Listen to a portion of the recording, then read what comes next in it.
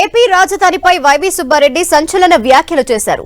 విశాఖ రాజధానిగా సిద్ధమయ్యే వరకు హైదరాబాద్ ని ఉమ్మడి రాజధానిగా కొనసాగించాలని డిమాండ్ చేశారు. గత ప్రభుత్వం తాత్కాలిక రాజధానిని నిర్మించిందని, రాజధాని నిర్మించే స్తోమత ప్రస్తుతం ఏపీకి లేదని వైవి సుబ్బారెడ్డి అన్నారు. విశాఖని పరిపాలనా రాజధాని అనుకున్నామని, దానిపై న్యాయపరమైన చిక్కులు ఎదుర్కొంటున్నామని తెలిపారు. న్యాయపరమైన చిక్కులు ఎప్పుడు వీడతాయో తెలియదని, ఏపీకి రాజధాని సిద్ధమయ్యేదాకా హైదరాబాద్ ని రాజధానిగా కొనసాగించాలని వైవి సుబ్బారెడ్డి కోరారు. 2014 విభజన జరిగినప్పుడు రాజధానిగా, ఉమ్మడి రాజధానిగా 10 సంవత్సరాలు హైదరాబాద్ను పెట్టారు. కానీ ఈ 10 సంవత్సరాల్లో గత ప్రభుత్వం రాజధాని నిర్మాణం చేయలేకపోయింది, కేవలం తాత్కాలిక నిర్మాణం చేసింది.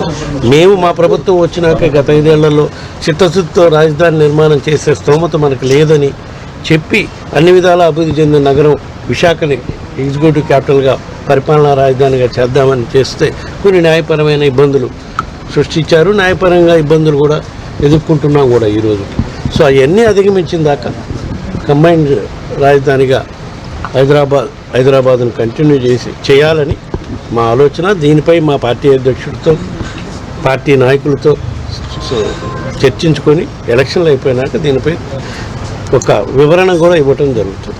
ఎందుకంటే విశాఖ రాజధాని వచ్చేసి ఉంటే ఇప్పటికీ ప్రాబ్లం లేదు, కాలేదు. ఇది ఎప్పుడు కార్యసాధన చేస్తామో తెలియదు, న్యాయపరమైన చెప్పులు ఎదుర్కొంటున్నాం కాబట్టి.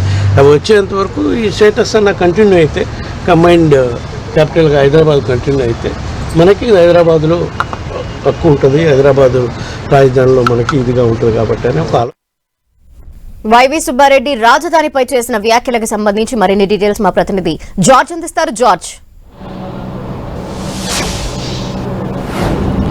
ఆంధ్రప్రదేశ్ రాజధానిపై మరొకసారి వైవి సుబ్బారెడ్డి కీలక వ్యాఖ్యలు చేశారు. ఎందుకంటే ఇప్పటి వరకు కూడా విశాఖ రాజధానిగా వస్తుందంటూ కూడా ప్రకటించిన ప్రస్తుతం ఇప్పుడు న్యాయపరమైన చిక్కులు ఉన్న నేపథ్యంలో విశాఖ పరిపాలన రాజధాని కావడం లేదు కాబట్టి ఎందుకంటే 2014 విభజన తర్వాత ఉమ్మడి రాజధానిగా 10 ఏళ్ల పాటు కేంద్రం నిర్ణయించింది. అయితే ఆ కాల పరిమితి ముగుస్తున్న నేపథ్యంలో దాని మీద కూడా పోరాటం చేసేందుకు తాము సిద్ధమవుతున్నట్లు కూడా ఆయన ప్రకటించారు. ఎందుకంటే ప్రస్తుతానికి విశాఖ రాజధానిగా లేదు, గత ప్రభుత్వం సైతం కూడా రాజధాని తాత్కాలికంగా నిర్మించింది.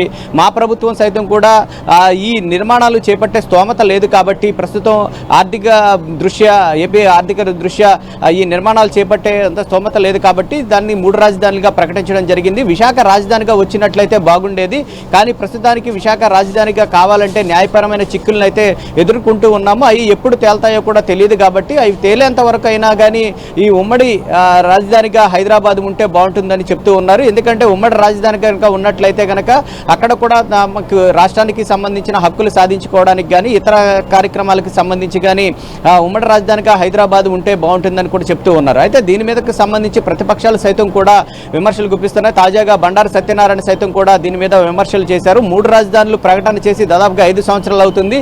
3 రాజధానులు సాధ్యం కాదని ఎప్పటి నుంచో చెప్తూ ఉన్నప్పటికీ కానీ ఇప్పుడు ఓటమి భయం పట్టుకుంది కాబట్టి వాళ్ళు మరలా ఇప్పుడు ఉమ్మడి రాజధానిగా హైదరాబాద్ ఉండాలనే కొత్త పాట పాడుతున్నారంటూ కూడా బండారు సత్యనారాయణ సైతం కూడా విమర్శలు చేశారు. అయితే ప్రస్తుతం వైవి సుబ్బారెడ్డి చేసిన వ్యాఖ్యలు చూసుకున్నట్లయితే కనుక ప్రస్తుతానికి చూసుకుంటే ఈ విశాఖకు సంబంధించి రాజధాని అయితేనేమి కానీ, ఇటు 3 రాజధానులకు సంబంధించిన అంశం అయితేనేమి కానీ ఇవన్నీ కూడా పూర్తి అవ్వాలంటే కనుక ఖచ్చితంగా న్యాయపరమైన చిక్కులు అనేవి వీడేంత వరకు కూడా హైదరాబాద్ ఉమ్మడి రాజధానిగా ఉండి తీరాలన్నది ఆయన స్పష్టంగా చెప్తూ ఉన్నారు. దీనికి సంబంధించి యాక్షన్ తర్వాత ఒక కార్యాచరణ అయితే మేము రూపొందిస్తామంటూ కూడా ఆయన మాటల్లో అర్థమవుతుంది. ఎందుకంటే ఇప్పటికే ఇది ప్రకటన చేశారు కాబట్టి దీనికి సంబంధించి ఇటు ముఖ్యమంత్రితోనూ, ఎమ్మెల్యేలు, ఎంపీలతో సైతం కూడా ఒక సమావేశం ఏర్పాటు చేసి ఎలక్షన్ తరువాత ఆ కార్యాచరణ ఏ విధంగా ఉండబోతుంది అనేది అయితే దాని మీద కూడా వివరణ ఇస్తామంటూ కూడా ఆయన స్పష్టంగా చెప్పారు. అంటే ఖచ్చితంగా దీని మీద వాళ్ళు పోరాటం చేయాలని అయితే భావిస్తూ ఉన్నారు. ఇప్పటికే చూసుకున్నట్లయితే కనుక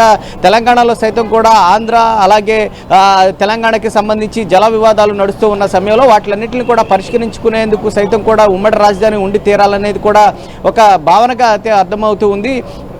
ఎందుకంటే ఇప్పటికే దీనికి సంబంధించి చూసుకున్నట్లయితే కనుక తెలంగాణ నుంచి ఆంధ్రాకు రావాల్సిన వాటా హక్కులు ఏవైతే ఉన్నాయో వాటిలన్నింటినీ కూడా ఇప్పటికీ జాప్యం అవుతూ ఉన్న క్రమంలో గత ప్రభుత్వాలు సాధించలేకపోయాయి. ఇప్పుడున్న ప్రభుత్వాలు సైతం కూడా మేము దాని మీద దృష్టి పెట్టలేకపోయాం. కాబట్టి ఈసారి ఖచ్చితంగా ఈ ఉమ్మడి రాజధానిగా కనుక హైదరాబాద్ అంటే ఇక్కడ రాజధాని ఏర్పాటయ్యే వరకు కూడా ఉమ్మడి రాజధానిగా హైదరాబాద్ ఉన్నట్లయితే దాని మీద కూడా మనకు హక్కు ఉండే అవకాశం ఉంది అంటూ కూడా వైవి సుబ్బారెడ్డి కీలక వ్యాఖ్యలు చేశారు. అయితే దీన్ని బట్టి చూస్తున్నట్లయితే కనుక ఖచ్చితంగా వారు ఎలక్షన్ తర్వాత దీని మీద పోరాటం చేసే అవకాశం అయితే స్పష్టంగా కనిపిస్తూ ఉందని చెప్పుకోవచ్చు. ఎందుకంటే దీని మీద ఖచ్చితంగా ఒక వివరణ అయితే సీఎం వివరిస్తారు అంటూ కూడా వైవి సుబ్బారెడ్డి చెప్పడం జరిగింది. కాబట్టి ఖచ్చితంగా ఎన్నికలు అయిపోయిన తర్వాత ఉమ్మడి రాజధానిగా హైదరాబాద్ ఉండాలనే పోరాటం అయితే కొనసాగించే అవకాశం వైసీపీలో ఉందని అర్థమవుతూ ఉంది.